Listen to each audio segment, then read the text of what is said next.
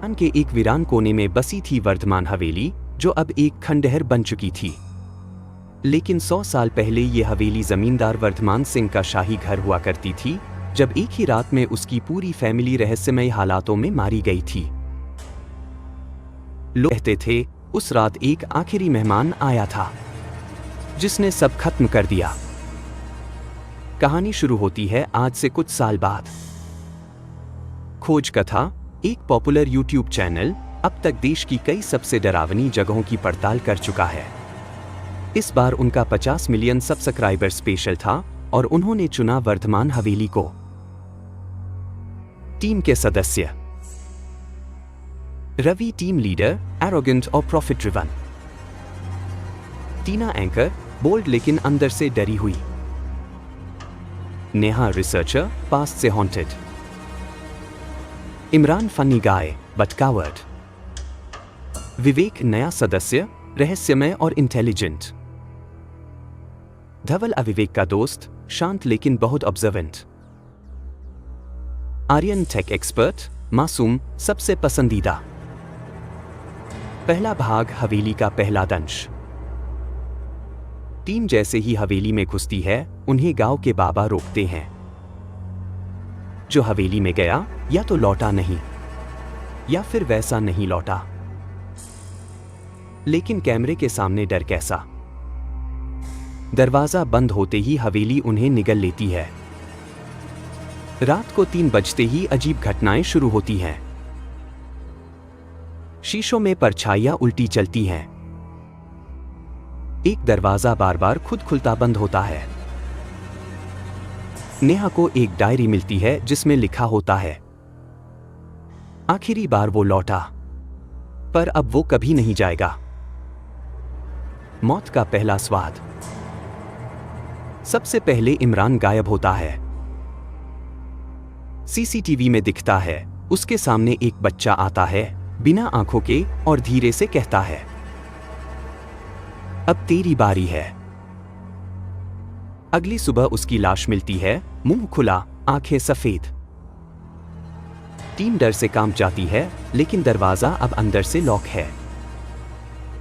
विवेक और धवल बाकी सबको समझाते हैं कि हमें असली रहस्य खोजना पड़ेगा, नहीं तो सब मारे जाएंगे। गिल्ट और भूतिया खेल। रवि को बार बार अपने मरे हुए भाई की आत्मा दिखती है। टीना को एक लड़की की आवाज सुनाई देती है, क्यों छोड़ा मुझे उस रात? नेहा अपने पिता के मरने की रात फिर से जीने लगती है।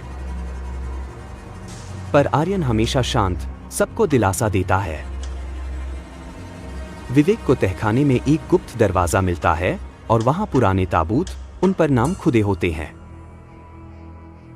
रवि, नेहा, टीना, इमरान, विवेक, धवल और आर्यन सब चौंक जाते हैं। कैसे?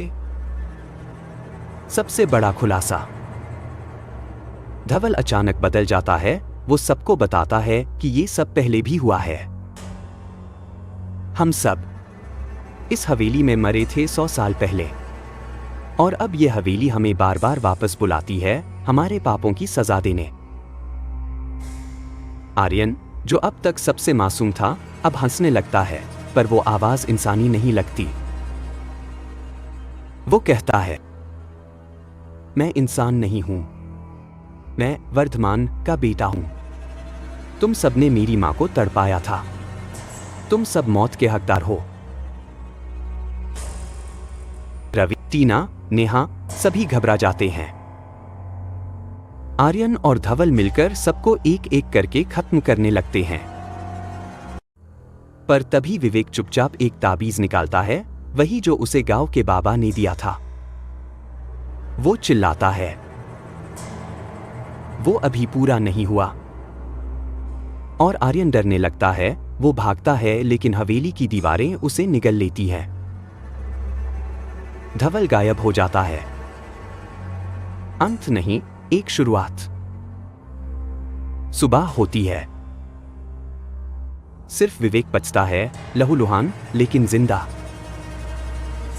वो कैमरे की तरफ देखता है और कहता है, हम का ये अंत था। लेकिन ये तो सिर्फ शुरुआत थी।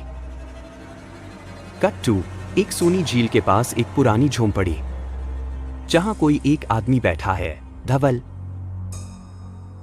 वो किसी पुरानी किताब को पढ़ रहा है, उसकी आंखें अब काली हो चुकी हैं। वो कुराकर कहता है,